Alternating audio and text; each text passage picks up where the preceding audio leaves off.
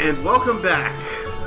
Alright, that's just a waste of time. David, put that shit in your mouth. No. I love if people jump in on this episode, we're not going to explain what it is David's going to put in his mouth. No, I'm going to explain. I'm going to stop. My co-hosts cannot pitch a cliffhanger. And they couldn't be like, oh, let's talk about how bad this is or what it is. Like, no, just singing the Star Wars anthem. No, it wasn't the Star Wars anthem. They were fucking orchestral, like, I don't know. What do you even call those? Duns? Yeah, dun.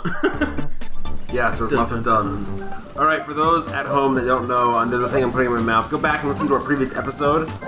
It's a green tea candy. It's a green tea candy with powder all over it. It's supposed to be bitter. Here, jump in that pot. Oh, you fucked up. I have powder over my hands. Okay. I want to emphasize to you how bad this tastes. I love it. What are you talking about? Like, what they call green tea is absolutely fish or seaweed. Probably both. There's a fish-seaweed experience happening in my mouth, and it's very strong. Yeah. So that's what I explain to you. And so whenever offers you a green tea candy, like, don't take it. I mean, a lot of them are more sweet than that. That one's just really bitter. It's bitter. I don't even feel the bitterness. I feel like fish scales and uncooked seaweed is what I taste in my mouth right now. I'm fairly certain I'm being punished. You are. Yeah, I mean, totally. I'm trying to rethink choices in my life at this point. I've never knew a candy could do that to someone. Good. This is a metaphysical candy, and it's. Oh man, I think Necco wafers could do it, man. Those are gross. Oh, what? You just kill yourself in the soup? Yeah. Way to go.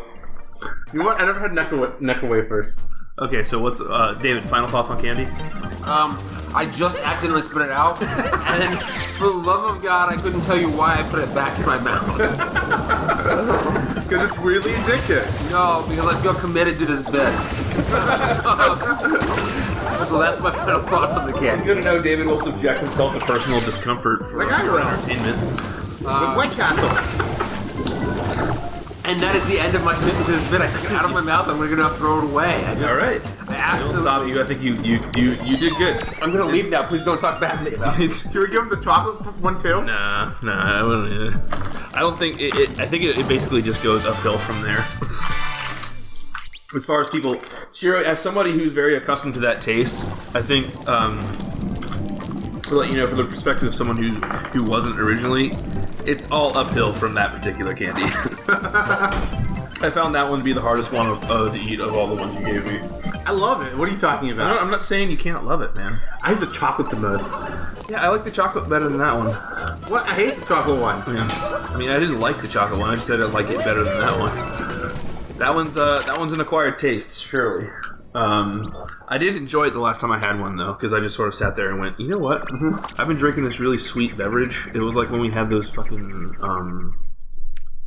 I don't remember what it was. It was like cocktails where it was really sweet.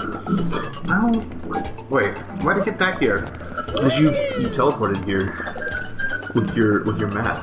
Now you're a chef. That's a good way to get those. Good job. Good job. Good job. I didn't mean to teleport. I mean, that's how I got 100 coins in fucking Super Mario 64 in the hot lethal lava land. It's like, they're hanging out there. I didn't know there was a fucking shell in the level that I could use to, like, surf out to. Fuck it. I don't want it anymore. Well, you can use the fireball to swim. You know what I mean? I don't see any fireballs. Speaking of unpleasant food experiences, Pure, I want to try durian. Will you help me? Yeah. Okay. I won't eat it. You won't? Well, I was gonna say I need your help. I'm gonna eat a whole fucking durian by myself. I want to throw it in the dumpster because then I might get a ticket. You just have to make sure I don't want to see you dump it in. Can you get a ticket in the United States for dumping a durian in a dumpster? I don't know, but I feel like at the very least, neighbors will complain, and I will get a landlord. that's why you do it in the middle of the night where no one knows it was me. Yeah. See. Yeah. David, you ever had durian? Hi, I'm back. Yeah, David is in fact back. Yes, no, I have not had a durian, although I do know that Bouncy Boy ate one as a stunt thing. What are they supposed to taste like? Anywhere between like delicious like custard pudding and raw sewage. That's quite a range. Yeah. A lot of people called it. Somebody called it. It was like moldy bacon wrapped in sweaty sauce. Oh no! I don't know. Like it is. Okay, it's one of these things that like everybody experiences it differently. And most people, especially people in the West, experience it as extremely unpleasant. This is like a Rorschach test of fruit. Yeah, it's kind of like that. You're not really enticing me, to be frank. I mean, I want to try it because I just want to see whether or not I'm one of the people that loves it. I am not. Yeah, Shiro is not. He told me he would never. He's like, that is the one food I never want you to try. I'm like, well, fuck, now I want to try it. No, I've tried it. I never tried again. Yeah. Have either of you had Limburger cheese? No. Yeah. It's got a bad rep. It does in fact smell like gym socks. A very bad rap. Yeah. Well deserved. It smells fucking terrible. Oh god. It also tastes pretty much exactly like that. Oh no. I'm telling you, it tastes different. It tastes so much different. It tastes. That's how it tastes. Oh god. I was expecting a plot twist. I'm gonna say. No. What you want to do if you're ever gonna try it, I think most people should. It's like Never go on a date afterwards. Oh yeah, okay, yeah. First of all, have a toothbrush nearby. Excuse me? Don't eat it by itself. So what you're supposed to do, you want to get some rye bread, and a red onion. You want to slice Make it more it. stinky. Yeah. Well, no, it's not just about making it. Like it balances it out, right? You get big, fucking thick slices of that onion. And you put that on the bread with slices of the cheese and some mustard. Yellow or brown, doesn't matter. So we got a lot of really strong tastes happening. And you gotta have a really, really dark beer. Okay, the strongest of tastes. Yeah, well, I mean, all around. The thing is if you put a weak taste on there, it might as well not exist. I see. Shiro found the meat. Now he is the meat. Shiro has become the meat. Which is what I've always said Shiro was going to become. One day. I told you, you're a meat with a mustache. You're not going over the salt. That's what you're supposed to do. But anyway, when I was living with another buddy of ours, David Sugarman. Yeah, Shug, we love you, buddy. Yeah, if you ever watch this, you're the best man. Fucking love you. We love you. All right, so Sugarman, I was living with him at the time. This is the first time I tried Limburger. I didn't know about the sandwich. The sandwich is definitely a much more pleasant way to experience this cheese for the first time. I just bought a brick of it and I just sliced off some of it. Oh Ate no! it straight, right? And Sugarman was curious too. He's like, I want to try. He's like, I heard it taste. He's like, it smells bad, but I heard it tastes better than it smells. So he tried a piece and then he immediately went and brushed his teeth and then took a shower.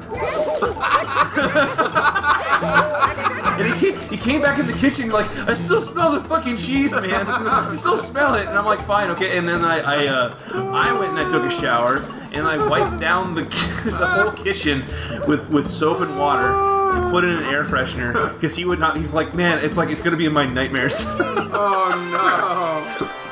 Oh no!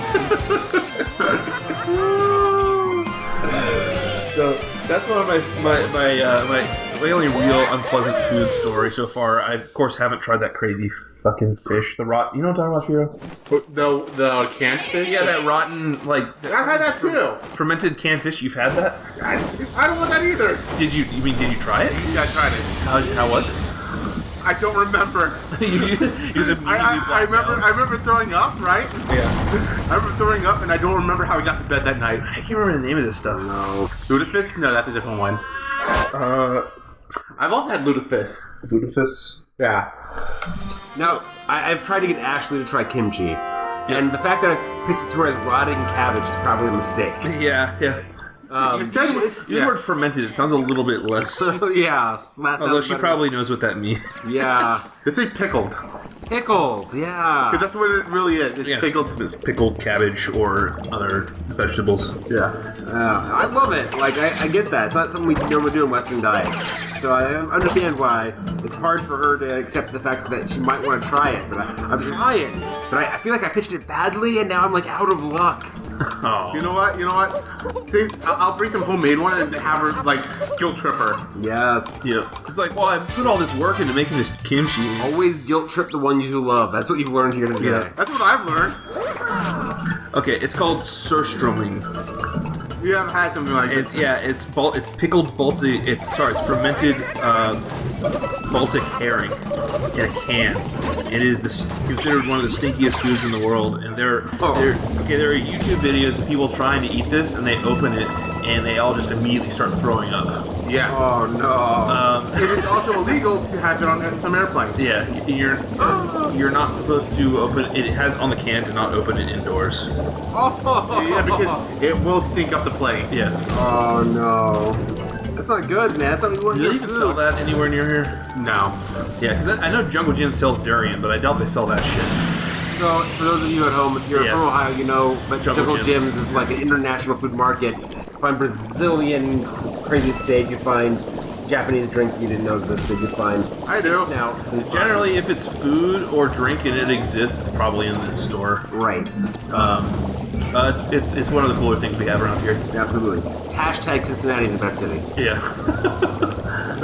They have got a tremendous beer selection. Yeah, our beer scene also unparalleled. Yeah. The beer scene's actually really good around here, to be honest. You're right. I mean, I've been to other cities, and I know people say that they love Chicago, for instance, and I've been there, and I'm like, oh, your beer scene. You should also come down to Cincinnati.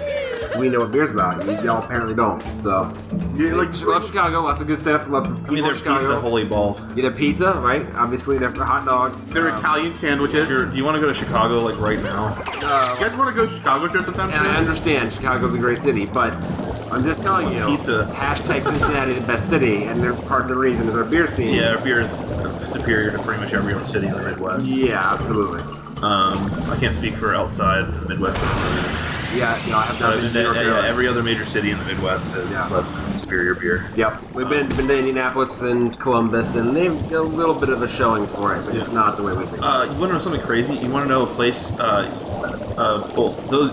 Some of you might have heard me say this before, but never guess what city has amazing pizza. I'll never guess Never guess what city. What city has amazing pizza that I'm about to tell you has amazing pizza. Okay, so obviously I know New York and Chicago. I already know. Well, okay, it's a city in the Midwest that I Not have Indianapolis. No, yeah, Indianapolis pizza was garbage too. That stuff was the grossest. So I went to school at Ohio University in Athens, Ohio, and we had some organic, locally sourced pizza that was the bomb. Oh yeah, that's But that's a small town. It's only one shop. Avalanche Pizza, shout out. Yeah. Really, really good. But you're talking about a town, a city Yeah. that has the best pizza we would ever. I don't know. Louisville, Louisville, Kentucky. Oh, yeah. Louisville, Kentucky. You talked to me about that. Oh my god. Okay, so so you know Colligan, all right? Yes, We our keep friend bring up Colligan. our friends that nobody knows. It's all right. He's great. You know we love him. Yeah, our buddy Colligan from Louisville. Yes. Right. He's actually not from Louisville anymore. He's originally from there, but he lives in Colorado. Colorado currently. No. Okay, so Colligan. I went to Louisville for his birth, and by the way, you have to say Louisville. Louisville. Louisville, it's not Louisville, it's Louisville. Well, Right. now the friends can look for the hidden star. I can tell you where it is. I'm not gonna though. It's not in that pipe. That pipe takes you out. Oh, I you know. found it. Good job. So, yeah, I went to Louisville for his I feel like I was there for that. birthday party. Maybe that was his going away party. Anyway, continue. Yeah, I missed his going away party. It was his birthday party. So he was telling me that they have amazing pizza there, and I'm like, okay, well, I'll believe it when I try it. And he's like, oh, you're in for a fucking treat. And he tried to go to his favorite place, which was so crowded that we couldn't, we went up there and we would have had to wait like an hour and a half to get in. Yeah. And I'm like, what the fuck is Louisville, right? Who comes here for pizza? But so we went to one of his other favorite places that was nearby, and it was called Bear Nose, right? It was amazing. Like it's hard to describe. It's not really like a. It wasn't Chicago style. It wasn't like New York, like thick slices, really thin slices. It wasn't. It wasn't like Jets. You know what I mean? It wasn't like Detroit pizza, right? But it was amazing. And like I was eating it, I'm like, why is this so good? He's like, dude, this is like the 7th best pizza in the city. So what is it about it that makes it good? I don't know, like just like the crust was perfect. Like the cheese was so like they put a shitload of cheese on it. Okay, that helps. That was one of the big things. So like you know how like La Rosa's has like a layer of cheese that just kind of like peels off as you're eating it. Yes. It was like that, but the cheese was melty, so the cheese didn't peel off. It just you bit into it. And It stretched out. It would stretch out. It was just awesome. So they have cheese engineering that we have untold in the rest of the world. We have nothing on them. I mean, to get that type of cheese, through the culinary stuff, that's a higher fat cheese, by the way. Yeah. Lower fat cheese actually does not stretch, if you guys don't know. Yeah, I imagine it wouldn't. Because of the fat molecules, yeah, but you know what? Next time Shiro will explain to us. Next time we won't talk about cheese, but about something else. Are you sure? Because I want you to explain pizza physics to me. Alright, hashtag pizza physics.